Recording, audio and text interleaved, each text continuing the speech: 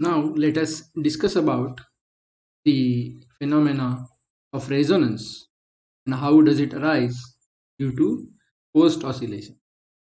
In the previous discussions, we have already talked about the simple harmonic motion, which involves only the restoring force. Then we later discussed the damped oscillations, which involves a damping force, wherein the oscillations eventually die out. So suppose that a particular person who is performing an experiment does not wish that the amplitudes die out. That is, if we wish that the system must retain its oscillatory nature, that can be achieved by applying an external force, obviously external force to the system, which is of periodic nature. That is, if a spring mass system is going to damp as time passes, we can externally provide a periodic hitting with say some different frequency, say omega double dash. This spring will now be oscillating again with some unknown amplitude that yet has to be discussed. What should be the amplitude? And with the same frequency as that of the driving force. So if we try to represent this pictorially, so the oscillations are dying out due to the damping force, and then the driving force takes over. So the system oscillates with the frequency of that the driving force, but the amplitude may be different than the earlier case. So on what factors does this amplitude depend? That also should be a topic of discussion. Remember that we are calling this external periodic force as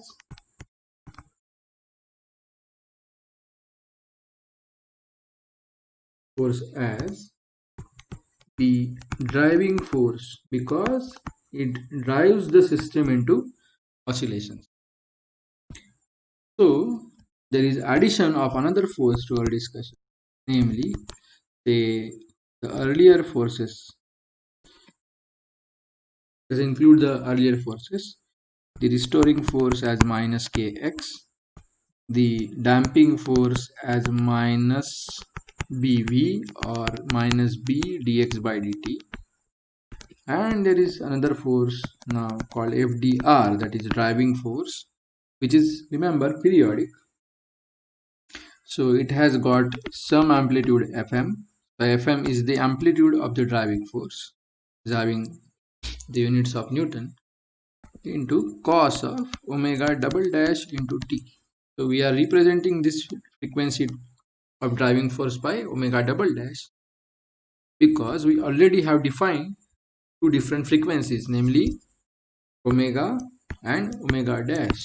If we recall, omega is just equal to root of k by m, and omega dash is equal to root of omega squared minus 1 by 2 tau bracket squared.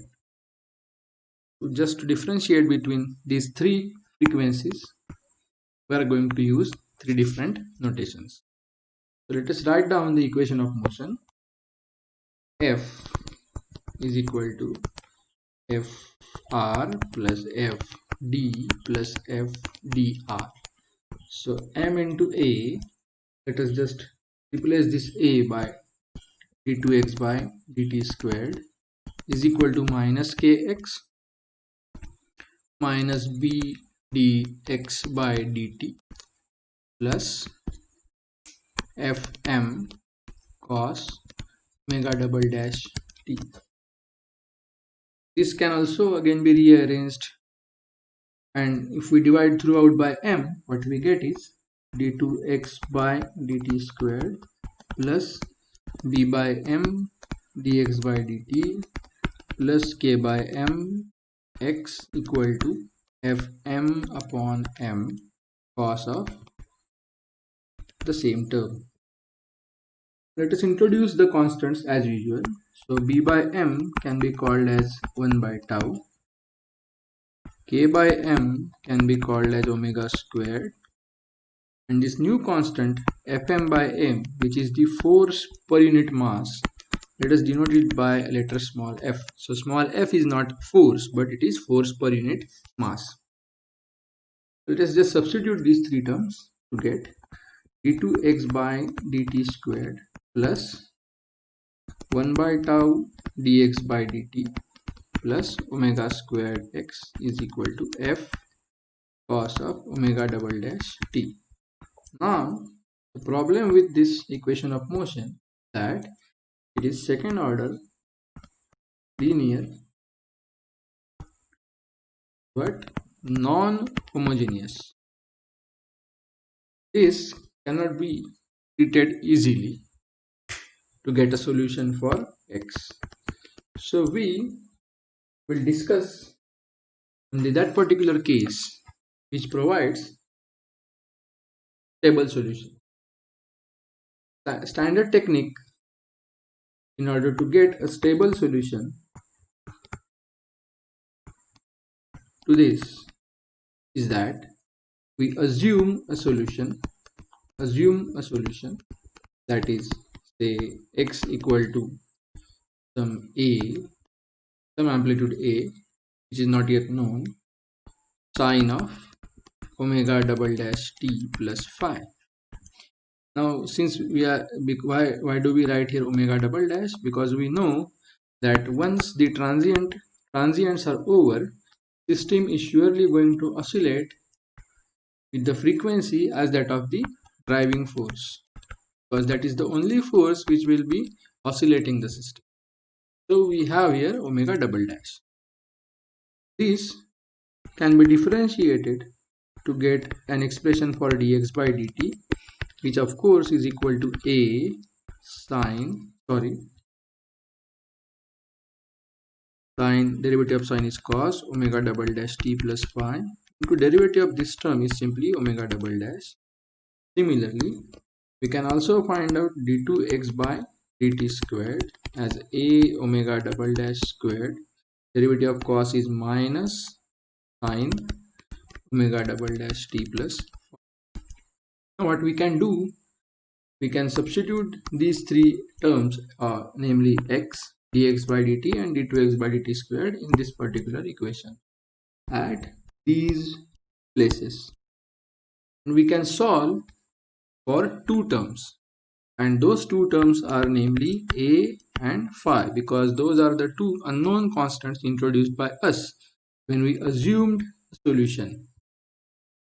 So if we substitute these three expressions in our equation of motion, we get to know the form of a and phi. And if we substitute it back into the assumed solution, we get an expression for x. So let us do not involve into the mathematics of it. So if we do that procedure, we come across these particular values of a and phi.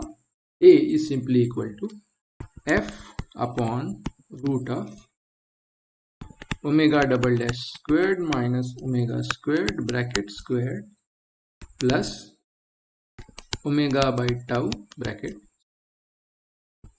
Similarly, phi is cos inverse of omega tau divided by root of the same thing which is present in this particular. Now forget about this phi and let us focus on what happens to the amplitude of oscillation. We see that as b is equal to 0, b represents the damping force. So this is the case when b is 0, that is damping force is absent. So that means since b by m is 1 by tau, b tending to 0 implies tau tending to infinity, or 1 by tau tending to 0, of course. This makes this term to disappear because 1 by tau is tending to 0.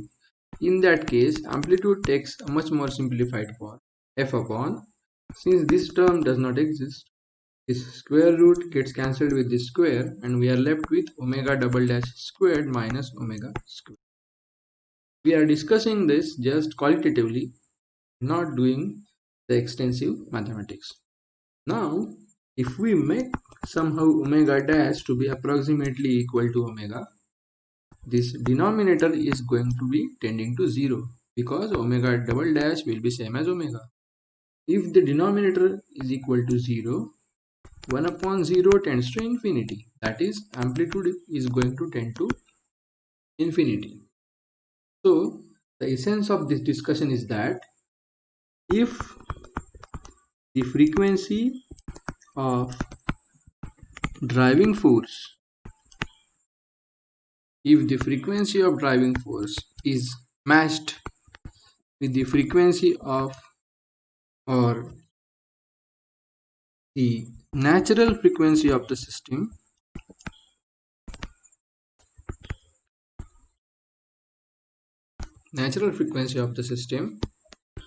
system oscillates with maximum possible amplitude.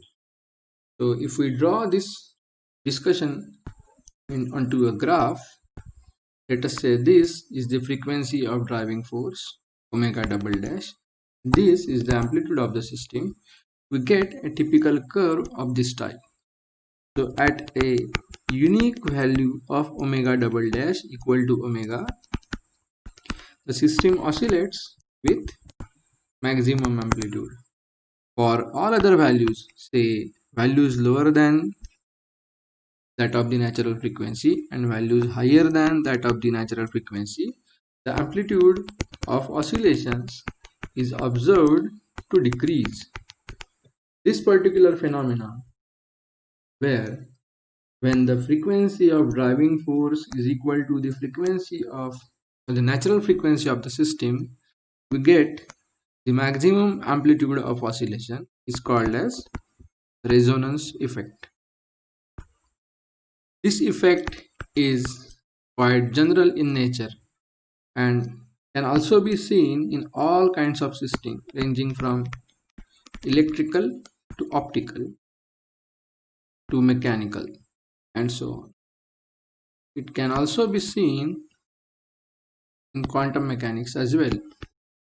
For this particular case, we are discussing this effect in terms of, for the case of a mechanical system, say a spring mass system, for example. This term or this effect of resonance has found many applications in various disciplines of physics and hence is of very much importance, and that's why we have to learn this in detail. Thank you.